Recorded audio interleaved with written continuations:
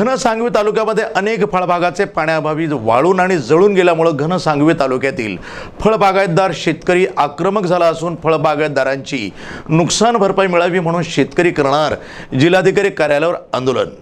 यामध्ये सर्व शेतकरी जळालेल्या मोसंबीचे झाडे उपटून ट्रॅक्टरमध्ये भरून तहसीलदार आणि जिल्हाधिकाऱ्यांच्या दालनामध्ये टाकणार आहेत। जय जवान जय किसान। आज आम्ही घनसावंगी तालुक्यामध्ये जे काय शेतकरी बांधव आहेत आणि ज्या शेतकरी बांधवांच्या विविध प्रकारच्या फळबागा ह्या पाण्याअभावी जळून गेलेल्या आहेत किंवा जळून खाक झालेल्या आहेत, तर अशा जळीत बागांकरिता आम्ही शासनाकडे मागणी केलेली की त्वरित पंचनामे व्हावेत व हेक्टरी आम्हाला प्रति हेक्टरी 2 लाख रुपयाची नुकसान भरपाई देण्यात यावी।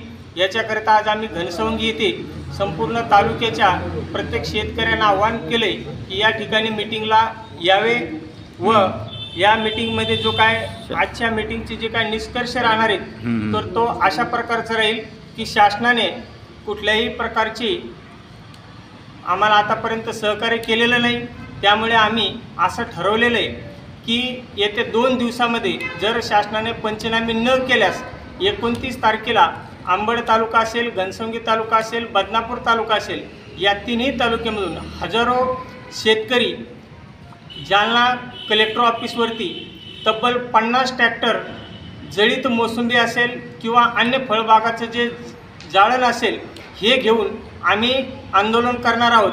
त्यामुळे शासनाला हा एक इशारा आहे की आपण पुढील 2 दिवसामध्ये आमच्या फळबागाची जी झालेली नुकसान आहे याचे त्वरित पंचनामे करावेत व त्याचबरोबर प्रति हेक्टरी 2 लाख रुपये आम्हाला नुकसान भरपाई द्यावी। तुम्ही जळालेली कलेक्टर ऑफिसच्या दालनात टाकणार का? तर आम्ही काय करणार आहे, तर आम्ही अशा पद्धतीचे नियोजन केलेले आहे की 50 ट्रॅक्टर जे का आमचे निघणार आहे 3 तालुक्यामधून, तर हे आम्ही अंबड चौफुलीला थांबवणार आहोत। ज्या पद्धतीने शेतकऱ्याचे नांगट चालू असते आणि नांगट करत असताना जे ट्रॅक्टरमध्ये गाणे लावले जातात तशा प्रकारचे 50 ट्रॅक्टरमध्ये गाणे लावून आम्ही अंबड चौफुलीपासून ते कलेक्टर ऑफिसपर्यंत ते ट्रॅक्टर आम्ही उभे करणार आहोत आणि मोठ्या प्रमाणामध्ये मोठ्या आवाजामध्ये गाणे लावणार आहोत व त्यानंतर हे सर्व ट्रॅक्टर आम्ही कलेक्टर ऑफिसच्या दालनामध्ये गोल रिंगण करून घेऊन फिरणार आहोत जोपर्यंत आमची प्रशासन दखल घेणार नाही तोपर्यंत।